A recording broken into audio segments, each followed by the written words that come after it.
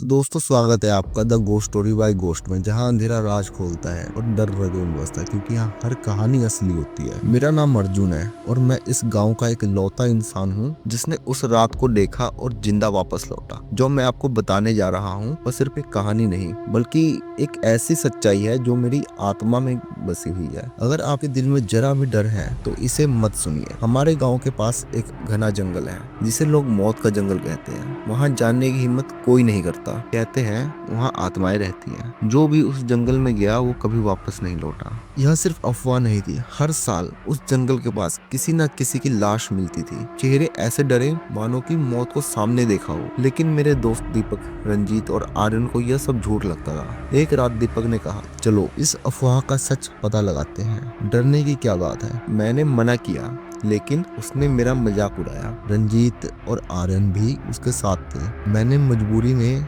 हामी भर दी। हमने रात 11 बजे जंगल में जाने की योजना बनाई और झूठ हुआ वो हम आगे गांव वालों को बताएंगे, तो हम अगले दिन गांव वालों को साबित कर देंगे कि वहाँ कुछ है या नहीं है। जैसे ही हम जंगल में घुसे वहाँ का माहौल अजीब सा हुआ। हवा ठंडी और भारी थी। टॉर्च की रोशनी घुटी घुटी लग रही थी।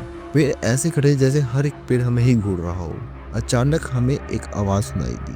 ऐसा लग रहा था जैसे कोई हमारे पीछे चल रहा हो। दीपक ने पलटकर देखा लेकिन वहाँ कुछ नहीं था। उसने मजाक उड़ाया, कहा शायद जंगल का राजा हमारा स्वागत कर रहा है। थोड़ी देर में रंजीत ने रुककर कहा, यहाँ किसी ने मेरे नाम लिया।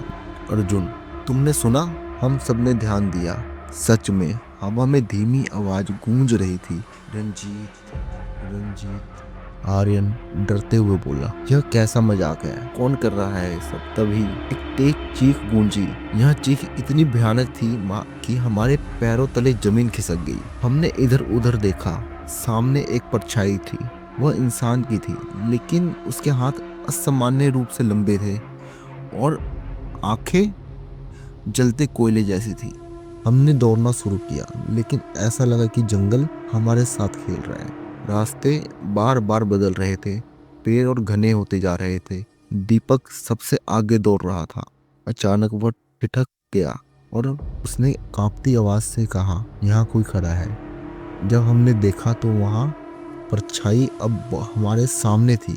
उसने दीपक की ओर इशारा किया। दीपक वहीं जम गया। उसकी आंखें चौड़ी हो गई।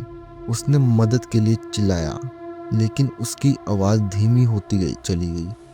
हमने देखा कि उसकी गर्दन अपनी आप मुड़ रही थी, जैसे कोई अदृश्य शक्ति उसे घुमा रही हो। अगले ही पल दीपक जमीन पर गिरा मिला। वह मर चुका था। रंजीत जोर से बोला, भगवान हमें बचा लो। तभी हवा में एक गहरी आवाज गूंजी, यहाँ भगवान का नाम लेना मना है। यह जंगल उनका नहीं हमारा है। भागते भागते आर्यन ने कहा, यह सब हमारी गलती है। हमें यहाँ आना ही नहीं चाहिए था।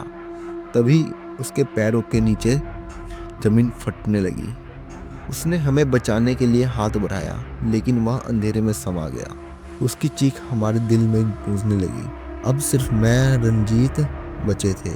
रंजीत ने कहा, तू भाग जा अर्जुन, शायद तुझे बचने का मौका मिल जाए। मैंने उसे खींचा लेकिन तभी पीछे से वही परछाई आई और रंजीत को उठा लिया। उसने आखिरी बार मुझे देखा और कहा, तू बच जाएगा अर्जुन, बता देना सबको ये जंगल किसका है। मैंने अपने सारी ताकत लगाकर दौड़ लगाई। जंगल कभी खत्म नहीं हो रहा था लेकिन जैसे ही मैंने भगवान का नाम लेना शुरू किया और भागना शुरू किया, अचानक मेरे सामने रास्ता साफ हो गया।